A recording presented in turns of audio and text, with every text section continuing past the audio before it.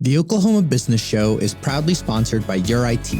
Visit yourit.com to learn more about our services and schedule a chat to find out how we can help you. That's yourit.com. You deserve better IT.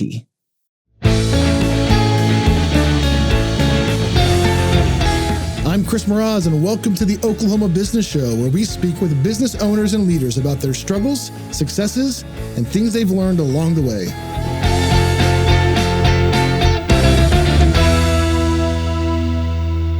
Welcome, everyone. This is Chris Mraz, and happy you're joining us for the Oklahoma Business Show today. Delighted to welcome Beth DeGraffenreid today to the show with us. Beth is the owner of PC Executive Services, which offers executive office spaces, virtual office services, and several other services for business owners. Beth, I know we've known each other for a number of years now, but I'm going to let you introduce yourself and do a little better bio than what I could do. Okay. I grew up here in Oklahoma City. I'm second generation. I went to school. I started out at TCU studying accounting, and I finished up at OU because there was a certain man here that I found interesting in those last 2 years, and he and I have been married for 38 years. Awesome.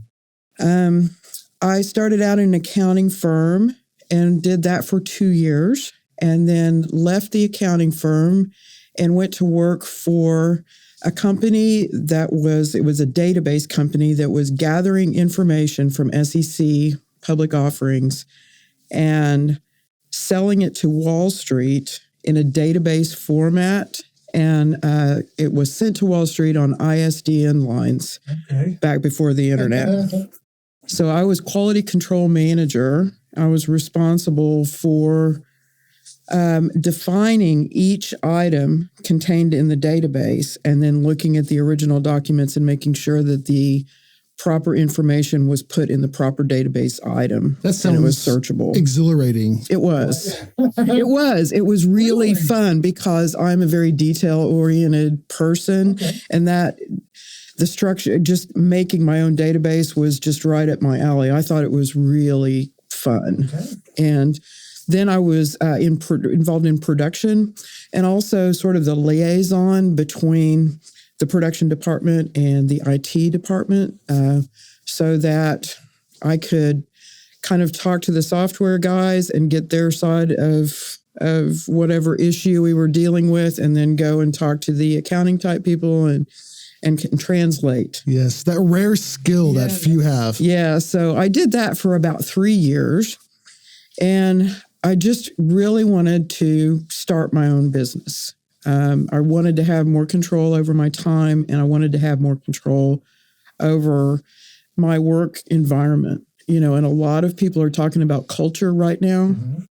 And although those were really great positions to have, it wasn't a culture that I felt comfortable in the long term. So I was interested in creating my own culture, and that's why I started the business in the first place. I love it. So 1989, start the business. So tell us about starting that and kind of your objective. And here's what I'm super curious about as you get there. Looking at co-working or flex space, whatever term we want to use now, is that kind of what you had when you started it, or was it a totally different thing? It was a totally different thing back then. So my dad owned a building on Auto Alley, and back in the 80s, it was not a great location to have because downtown was just dying because all the banks had failed and our economy had not come back and people were moving out of downtown. But he had the idea of shared office space as a way to get his building leased. And then also he had the idea that this, a service portion, shared services as well, could be based on my previous experience and that we could put those two things together. So one of the owners of the database company had worked in New York City and went back and forth frequently for that company. And he went to New York and got me sort of a playbook from one of the companies that did that there. And the term back then was executive suite. Okay. And there were some in New York that took up several floors of buildings. And at the time, the main objective was to share staff, because the staff did so much for people back then, because there wasn't a personal computer on every desk. So this was, think fax machines and typewriters and answering phones, and everything was done manually. So gathering data was all manual. So about half of my revenue was derived from the office space and rents, but the other half was derived from shared services, from providing staff for people in a shared environment to do administrative work. Okay. I love that. I'm gonna come back. I'm gonna dive deep, but tell us a little bit about fast forwarding. Here we are, 30 odd years in the future. So tell us a little bit about what the company looks like now. So now we're all about creating community, because the one thing that has lasted throughout all this time was that people don't want to be alone. And I think the pandemic has really stressed that even if you are a solopreneur, you don't necessarily want to do what you're doing alone in a space by yourself. So being around other people really drives what we do now. So we have a lot of remote solopreneur, entrepreneurs, small business people that want to do what they do and collaborate with others and be in a group environment and be part of a community. So that's a great part of what we do. Also, larger corporations, especially since the pandemic, have, made their footprint smaller in office space. And so they have a core few people that they provide Monday through Friday, 8 to 5 office space for. And then they have some that are rotating in and out on more of a flexible schedule. And what we do certainly feeds that. But one of the interesting statistics now is that the average age of a company, the average life of a company is 7 years. Oh, wow. And you think about that, a lot of people are starting companies in order to sell them. I mean, the goal is to sell the company. The goal is not to last or to operate the company. The goal is to start it and sell it, or take it apart and, put it back together in a different way. But the average life of a company is 7 years. So, the average lease for real estate is 10 years.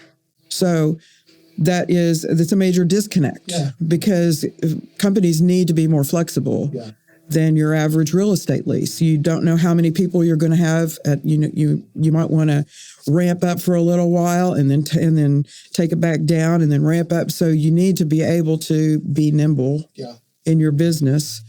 And what we do feeds that flexibility. Yeah, that's awesome. I love that you saw that coming up and began to adapt for it.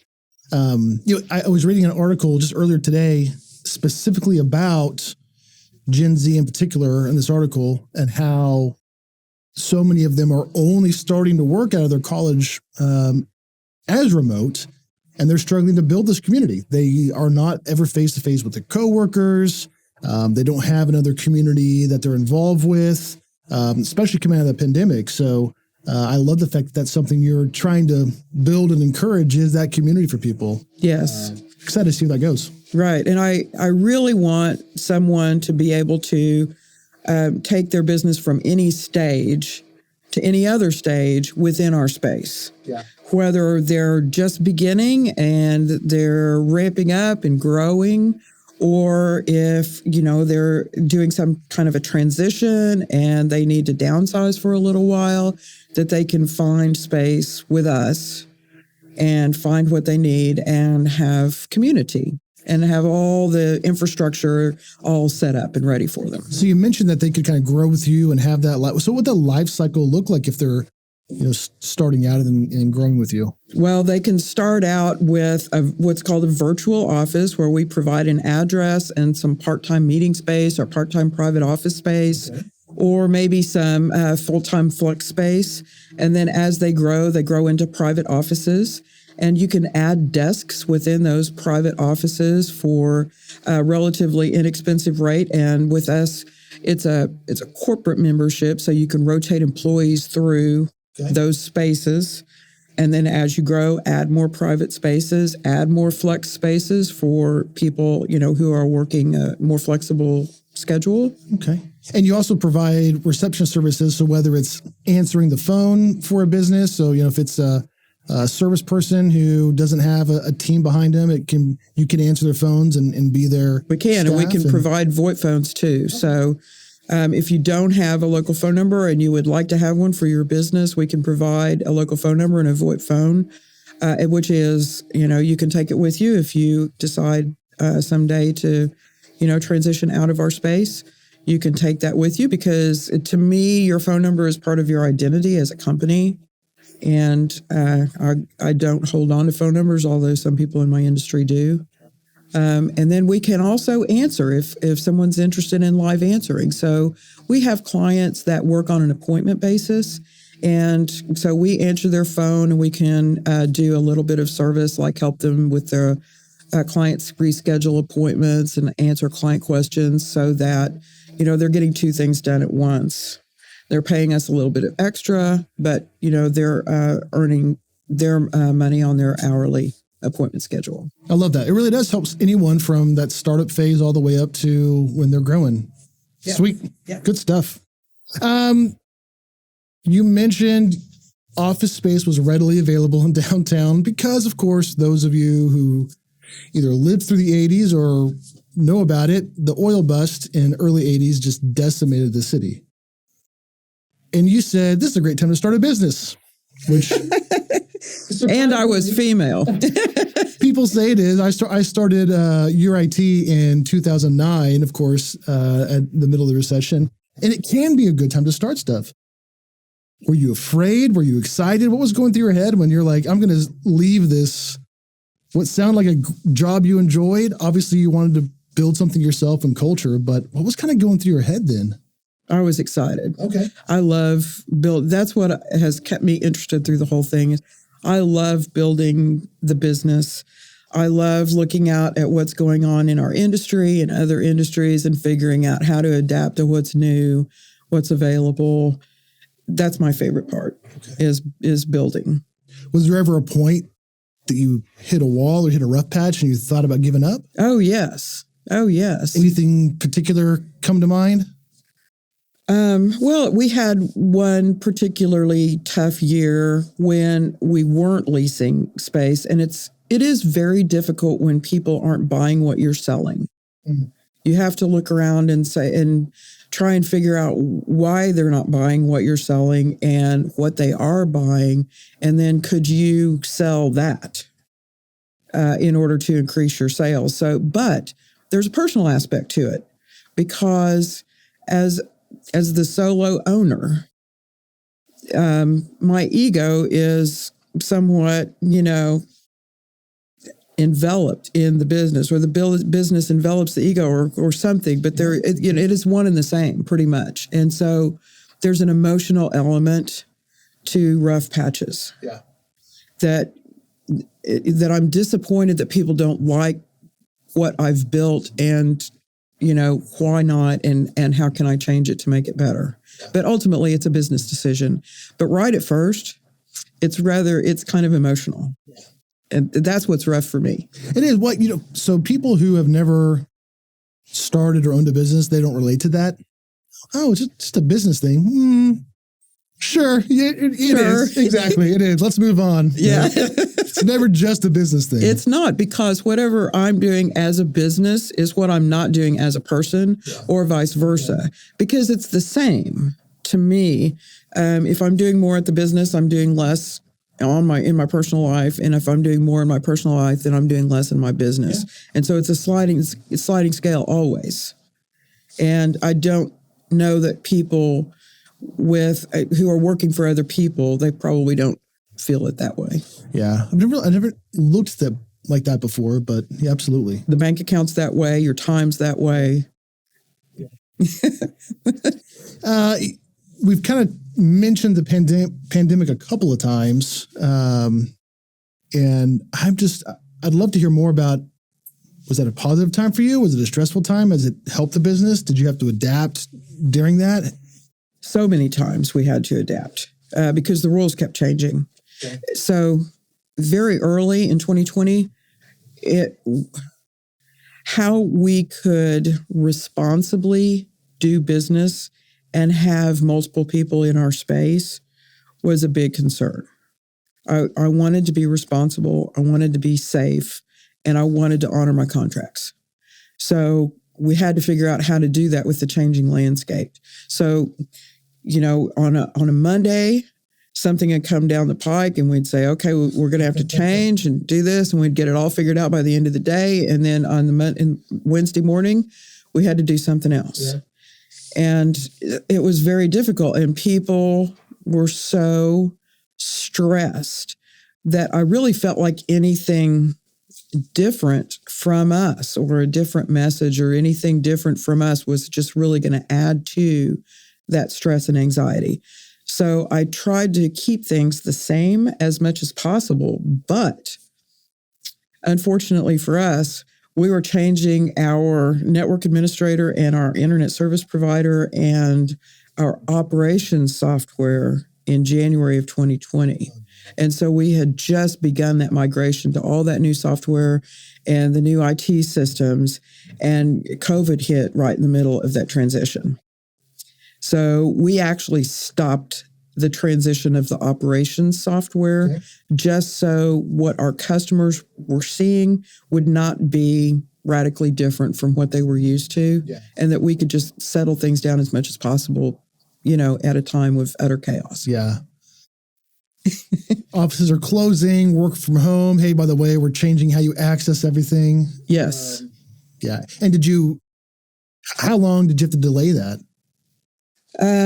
Well, we didn't finish the operations migration until mid-June. Okay. So it was 6 months of being in the middle or in the hallway, which is a very difficult place to be in as a group, because we have our customers, we have our vendors, and my employees and our staff as a group, and those are, stakeholders in my business. That's who we come into contact with, and all those groups are important to me. And so it changed the way we interacted with all of those people because it changed my accounting software, the way I pay bills. It changed our invoices that our customers were seeing. It changed all of that. And so COVID hit right in the middle of all of it. So you're trying to change all this. Were you ever completely shut down for any length of time? We didn't. We did not completely shut down.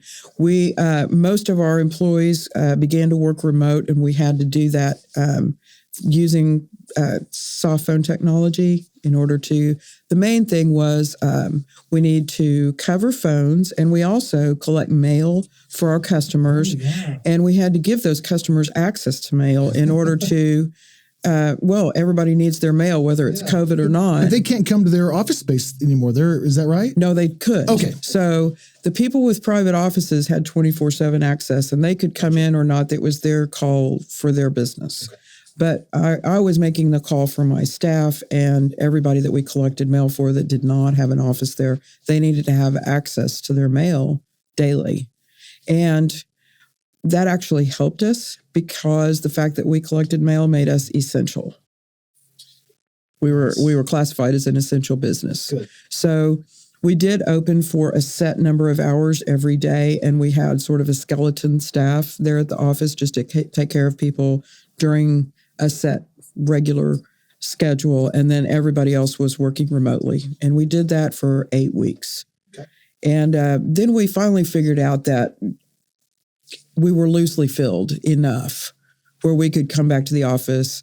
What do you mean loosely filled? Well, we didn't have very many people per square foot or, it just, we were very loosely filled in our office. So being 6 feet apart was not a problem for us as a staff to work together. We didn't open the meeting rooms for a while. Okay. And then when we did, we kind of opened them at half capacity. Okay. Everybody's business changed somehow during the pandemic. You start to come out of it. All these businesses are not going back to their space. They're permanently doing work from home. Did you see an uptick of interest in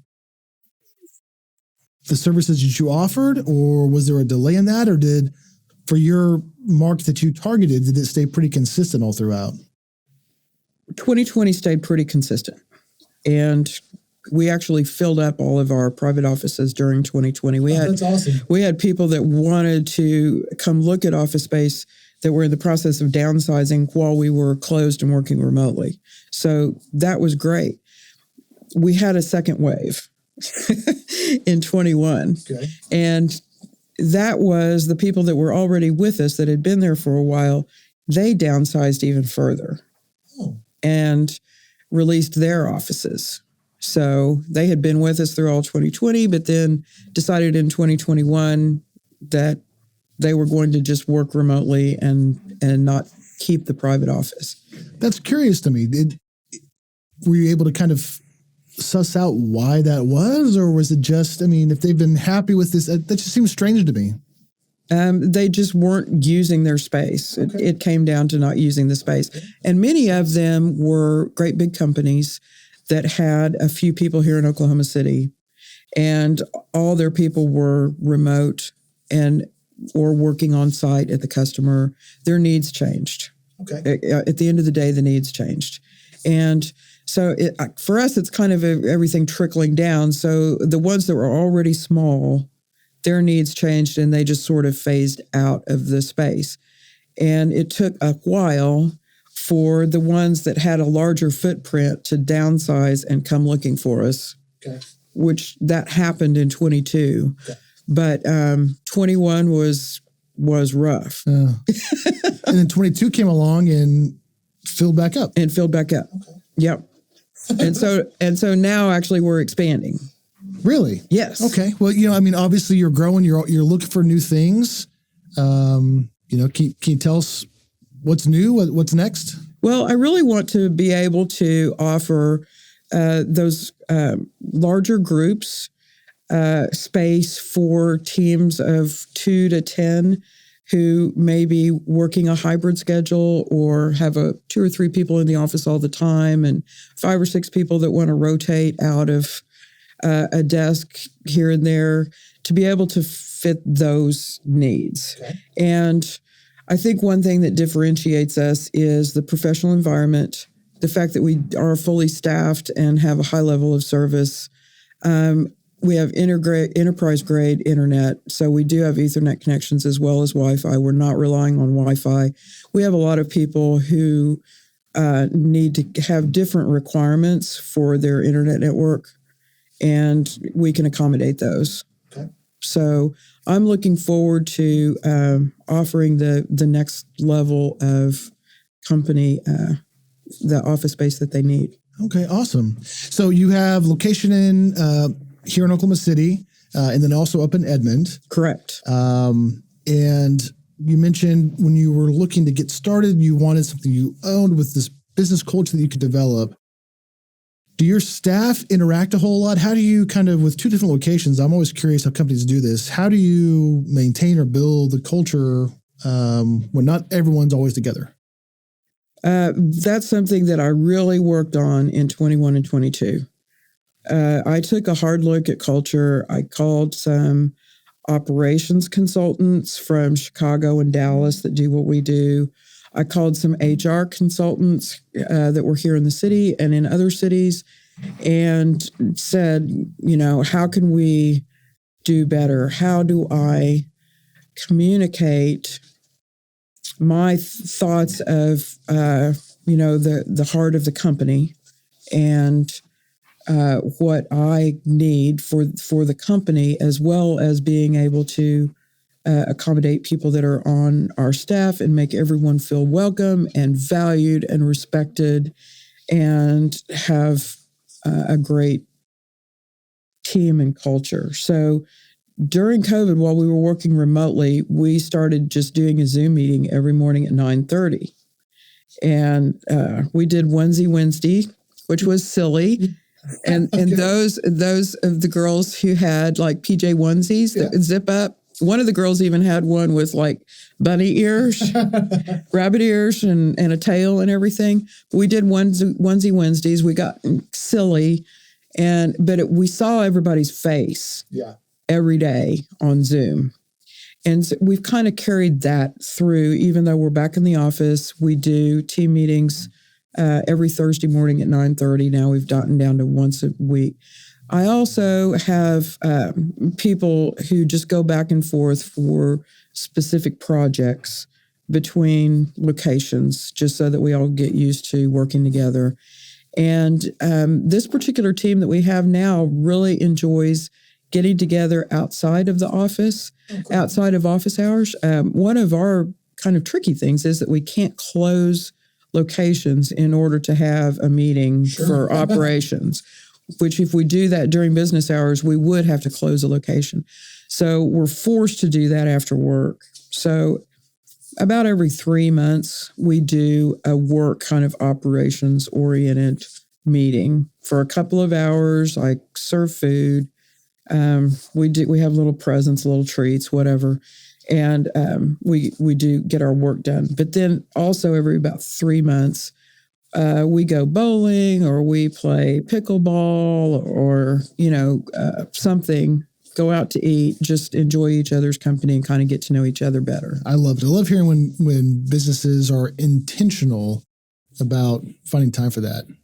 So well done. So few do that, surprisingly still. All right. So I'm always curious when I talk to business leaders and others, what do you do to de-stress, to unwind? If anything, maybe you don't. It's changed over the years. I like to play instruments. Okay. So such as piano and guitar. Okay.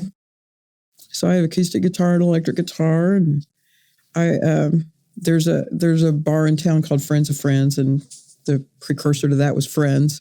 Okay. So I got to play on stage a couple of times at Friends. All right. So Santiago, our producer out here, I know we've got a guitar in the corner. Should we? No. All right. She's saying no. We're going to, no. Okay. But it was fun.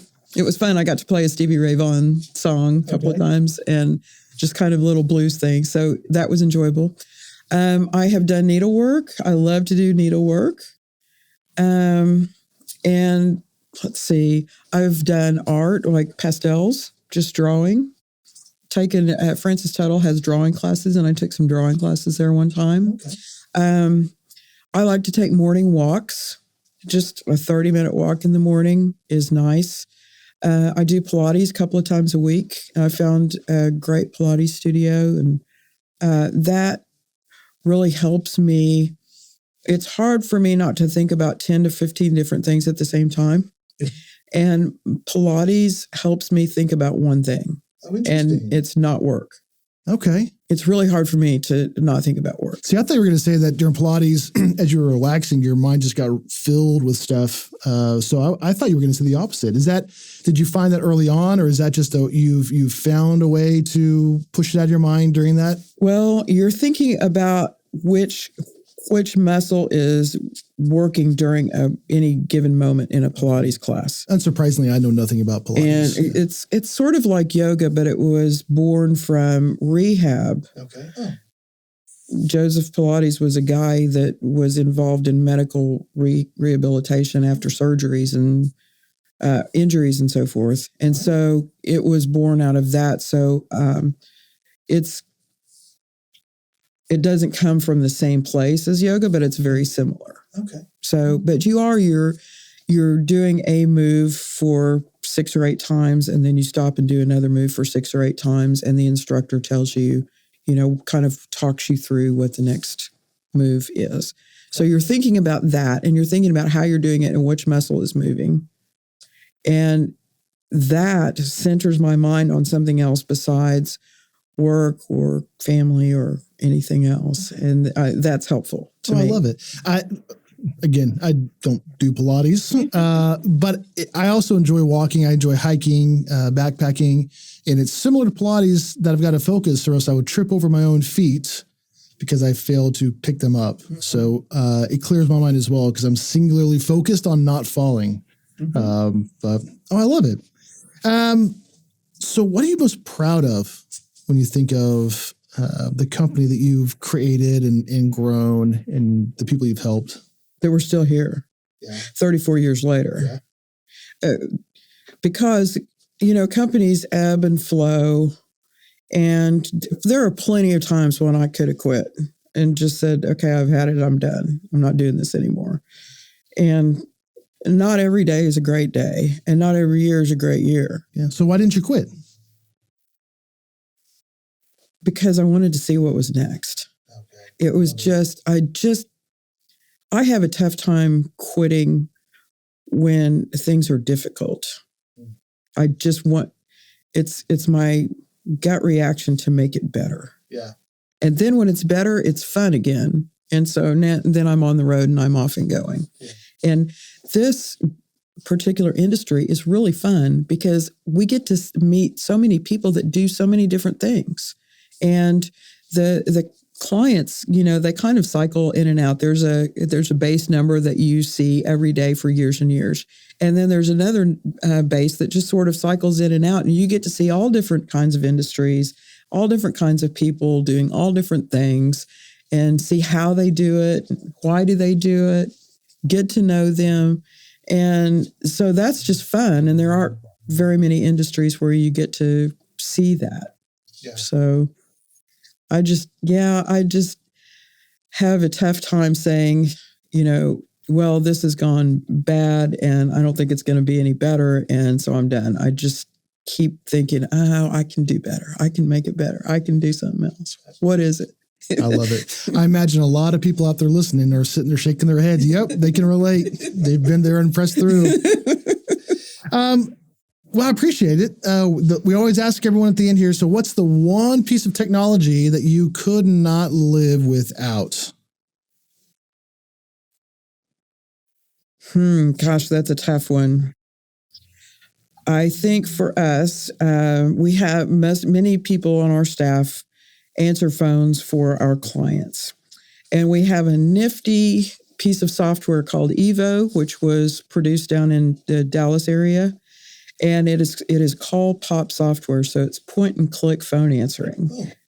And so every time a client's phone rings, it fills the screen with all the information about that client and what number the caller is calling and what the instructions are for that client and what their preferences are and the numbers that we can transfer the calls to. And it's all point and click.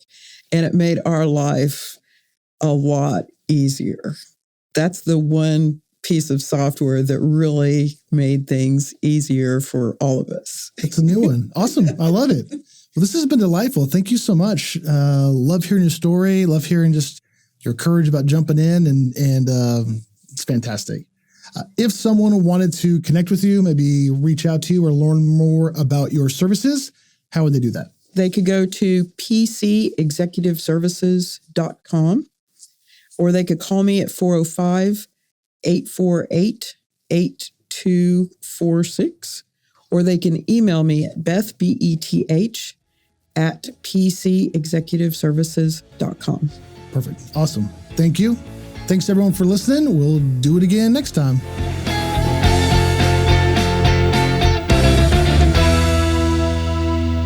The Oklahoma Business Show is proudly sponsored by Your IT, managed IT services and cybersecurity for Oklahoma businesses. Are you a business leader who's frustrated with your current technology, worried about cyber threats, and too damn busy to handle it yourself? Your IT makes IT easy. With clear and transparent pricing and the ability to customize services to fit your unique business needs. Visit urit.com to learn more about our services and schedule a chat to find out how we can help you. That's YOURIT.com. You deserve better IT.